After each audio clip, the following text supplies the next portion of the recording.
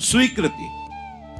अगर ये स्वीकृति आप करते चले जाएं, जो श्रवण कर रहे हैं, तो सच्ची मानिए ये भ्रम खत्म हो जाएगा कि बहुत काल जब साधना करे तब ऐसी बात आती है। हम लोग तो गृहस्थ हैं, संसारी हैं, विषयी हैं, आदि आदि। आपने स्वीकृति ही आप गलत ढंग से कर रहे हैं, स्वीकृति ही आपने सही नहीं की।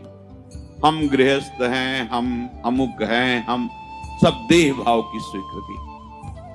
प्रभु कह रहे हैं ममैवांशो, तू मेरा अंश है, मेरा बच्चा है, मेरी आत्मा है।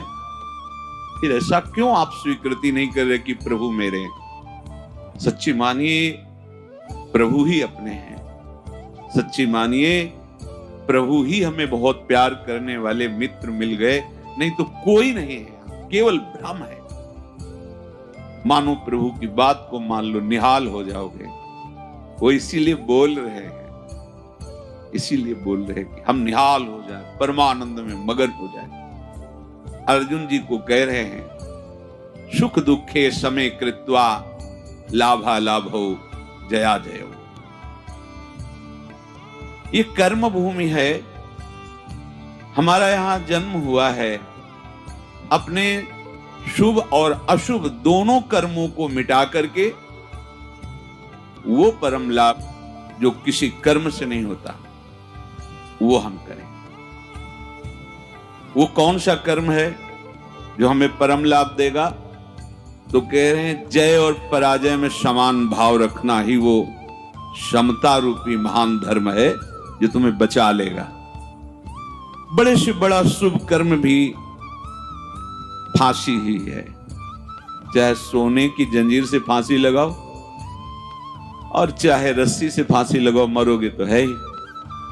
ऐसे शुभ कर्म भी फांसी ही है। लोक लोकांतर में भटकना होता है, विश्राम नहीं होता। और अशुभ कर्म तो है ही, कहना क्या है उसको। हर शरीरधारी से ये दो प्रकार की क्रियाएं होती ही हैं। कहीं ना कहीं शुभ कर्म होता है, कहीं ना कहीं अशुभ कर्म। कोई ऐसा नहीं है जो इन दोनों कर्मों से युक्त ना हो। बड़े बड़े ज्ञानी जनों के शरीर के द्वारा भी ये दो क्रियाएं हो जाती हैं, पर वो अपने को अलग कर चुके हैं। वो अपने स्वरूप में स्थित हैं, कर्ता भाव रहित हैं।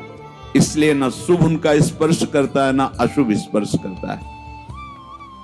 वो जान के कोई क्रिया नहीं कर रहे, संकल्प करके क्रिया नहीं कर रहे, स्वाभाविक हो रही। अब उसमें कुछ भी ऐसी घटना घट जाती है तो उसके वो करता नहीं है। इसलिए कहा गया कि जो आत्मज्ञानी महापुरुष है, अगर उसके द्वारा बड़े से बड़ा शुभ कर्म हो जाए तो कोई उसका पुण्य फल नहीं होता, और बड़े से बड़ा कोई पाप कर्म बन जाए तो उसका कोई अपराध नहीं होता, क्योंकि कर्ता भाव से रहित है। ये सबकी समझ में नहीं आएगा, ये आगे की बातें हैं जहां अहंकार समर्पित हो जाता है। कैसे नहीं उसको अपराध लगेगा? उसके शरीर के द्वारा हो रहा है। तो जैसे हमारे इस प्रदेश में जितने भी प्राणी वास करते हैं, फिर देश में, फिर हमारे विश्व में, तो हम एक प्रदेश से लेते हैं। कितना अशुभ कर्म होता है और कितना शुभ कर्म होता है। क्या आपको दोनों का दंड मिलता है या पुरस्कार मिलता है? या आपको हर्ष होता है या शोक होता है? या सुख होता है या दुख होता है? नहीं होता। क्यों नहीं होता? क्योंकि हमारा संबंध नहीं। हो तो रहा है, शुभ अशुभ कर्म हो रहा है प्रदेश में, देश में, क्योंकि कोई भी शरीरधारी कर्म किए बिना रह नहीं सकता। और जो शास्त्र सम्मत कर्म करते हैं वो भगवत मार्ग के पथिक होते हैं। वो साधारण उनकी गणना नहीं आती शुभ अशुभ में। वो तो भगवत धर्म का पालन करने वाले होते हैं, वो तो महात्मा होते हैं, भक्त जन होते हैं, प्रेमी जन होते हैं। वो त्रिगुणातीत अवस्था की तरफ उनकी गति होती है। पर साधारण प्राणी प्रायः क्रिया किए बिना रह नहीं सकता। क्रिया होती है, और क्रिया जब अहम से होती है तो कहीं ना कहीं लाभ बुद्धि, सुख बुद्धि होती है। इसके कारण वो ये समझ नहीं पाता है कि धर्म है कि अधर्म है, और बढ़ता चला जाता है। कहीं खूब पापाचरण होते हैं, कभी कोई संयोग बन गया तो पुण्याचरण भी होते हैं। लेकिन आपको क्या फर्क पड़ता है? पूरे विश्व में दोनों प्रकार के कर्म हो रहे हैं, आपको क्या फर्क पड़ता है? कुछ नहीं। क्यों? क्योंकि उसका हमारा कोई संबंध ही नहीं है। समझ लीजिए। तो ऐसे ही विश्व का एक ये नमूना है, स्थूल शरीर, सूक्ष्म शरीर और कारण शरीर। जो भगवत तत्व के ज्ञाता महापुरुष जन होते हैं, बिल्कुल जैसे तुम्हारा प्रदेश के शुभ अशुभ कर्म से कोई संबंध ना होने के कारण न हर्ष है, न शोक है, न दंड है, न पुरस्कार है, ऐसे ही इस शरीर के द्वारा हुए शुभ अशुभ कर्म उसे बांध नहीं सकते। जिसने अपने स्वरूप को अलग करके इनसे संबंध त्याग कर दिया। हमें हर्ष शोक दूसरे की क्रियाओं से इसलिए नहीं होता कि हमारा संबंध नहीं। ठीक ऐसे इस शरीर से जब ज्ञान प्राप्त हो जाता है, बिल्कुल जैसे भगवान ने कहा कि पुराना वस्त्र त्याग कर नए वस्त्र को धारण करते। सांप ने केचुल छोड़ दी, कोई संबंध नहीं। पुराना वस्त्र फेंक दिया, उसे कोई जला दे, कोई कुछ करे, कोई संबंध नहीं। वो उत्तम जगह में रखा जाए या अधम जगह में, कोई संपर्क नहीं रहता। ये देहाभिमान होने के कारण, देह भाव होने के कारण हमें अपने कर्मों का भोग भोगना पड़ता है। अब हमको जो भगवान उपदेश कर रहे हैं कि इस कर्म जाल से कैसे मुक्त होना है, क्योंकि अवश्य में भोक्तव्यम कृतम कर्म शुभाशुभम, भगवत वाणी, भोगना पड़ेगा निश्चित। अब कोई ऐसा उपाय जो हम इन कर्मों के जाल से मुक्त हो सके। भगवान कह रहे हैं कि जो भी आपके द्वारा हो रहा है, पहली बात तो जो कर्म हो रहा है वो प्रमाणित होना चाहिए, गुरुजनों के द्वारा शास्त्र सम्मत। मनमानी आचरणों की यहां चर्चा नहीं।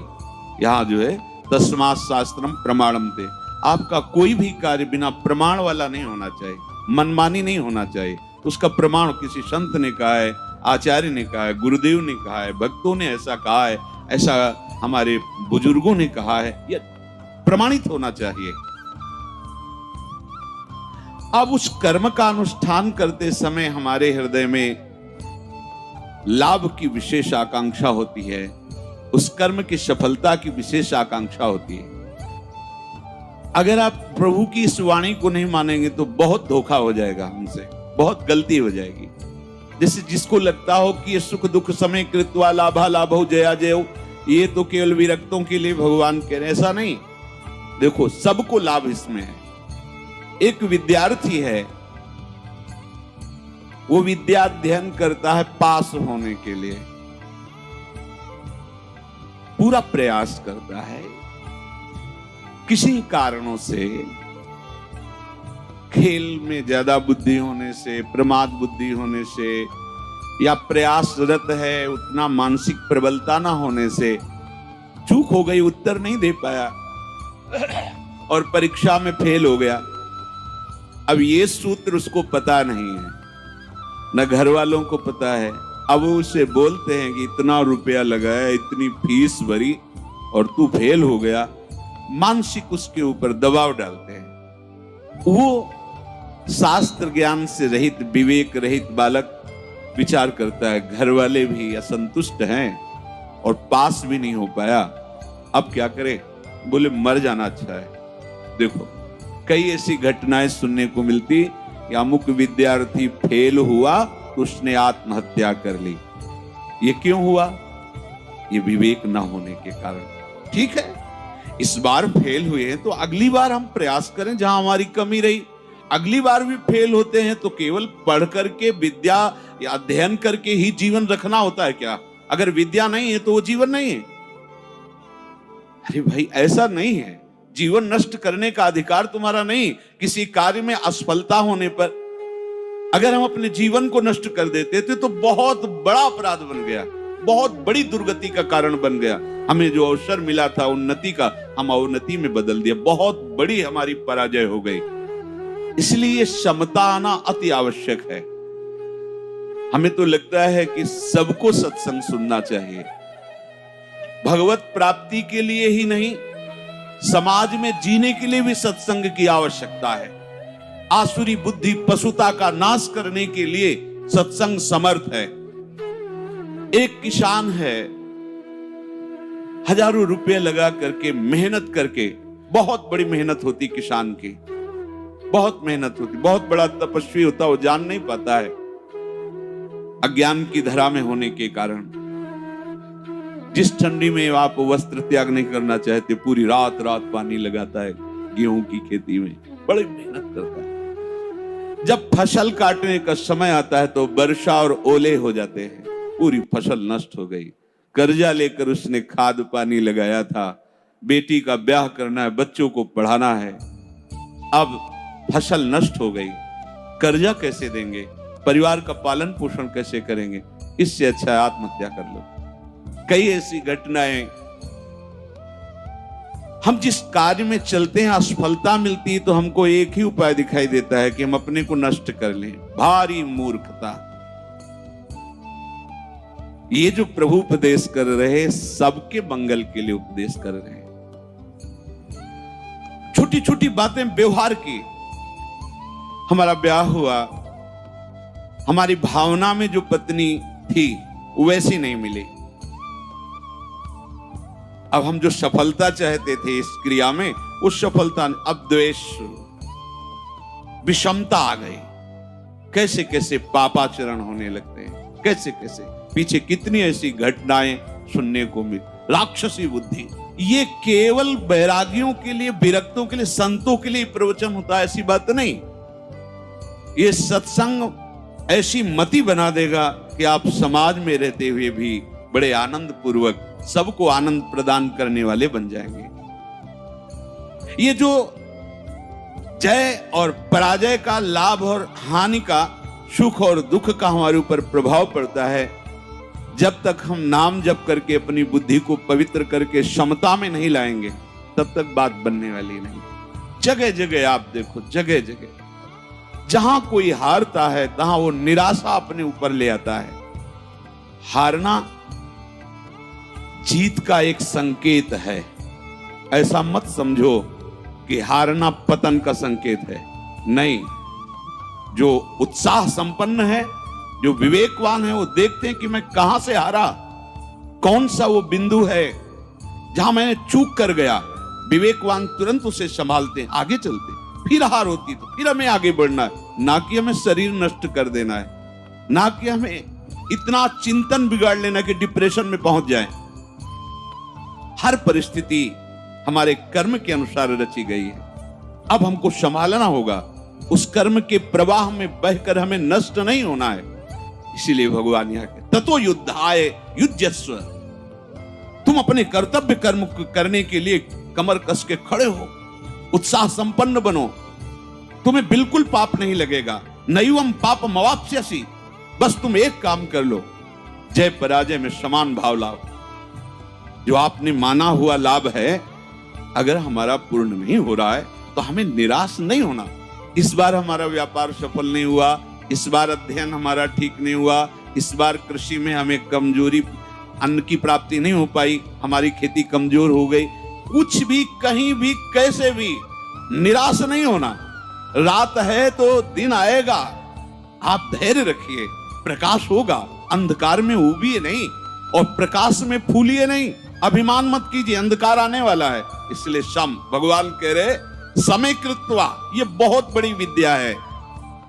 अगर कोई कहे निकुंज में जाने के लिए इसकी क्या आवश्यकता है, तो कृपा प्रकरण में पढ़कर देखिए, तीसरे दोहे में, शत्रु मित्र समझानी सम, मान मान अपमान सम, दुख सुख लाभ न हानि।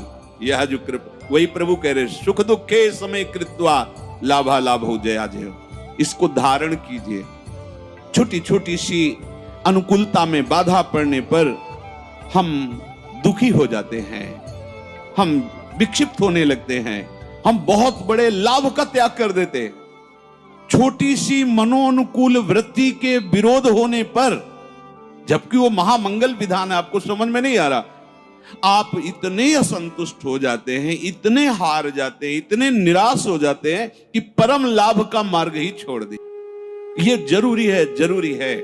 जैसे ये उपदेश जब होते हैं तो प्रश्न भी होते हैं कि कब तक सहें, कब तक सहें?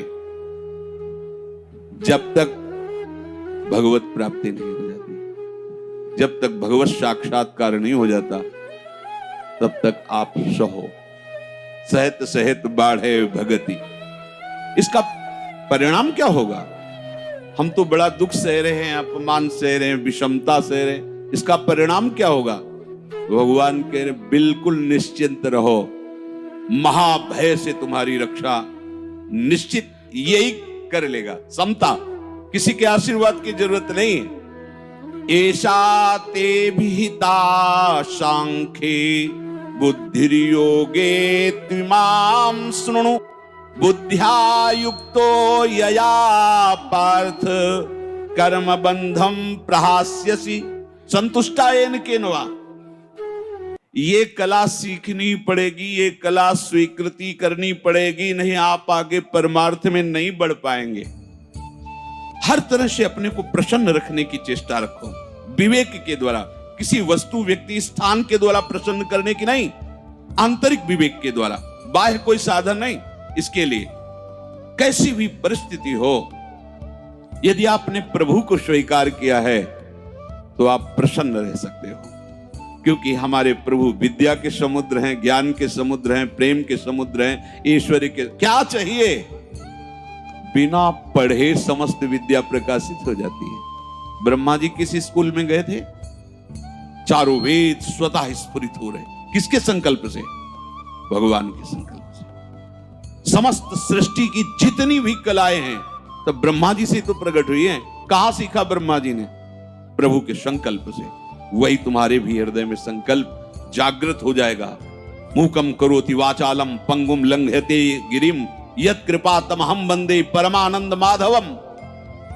आज मेरे पास अमुक अव्यवस्था है, कल ऐसा हो सकता है कि तुम भारी से भारी सृष्टि की व्यवस्था करने वाले बन जाओ, क्योंकि तुम्हारा स्वामी अनंत ईश्वर संपन्न है। इस बात को लेकर के वो इस समता को धारण कर सकता है। अगर इतने बड़े प्रभु का सहारा नहीं है, फिर सहेगा किससे? ये सहने की सामर्थ्य सिर्फ हरि के चरणारविंद के आश्रय से आती, भरोसे से आती।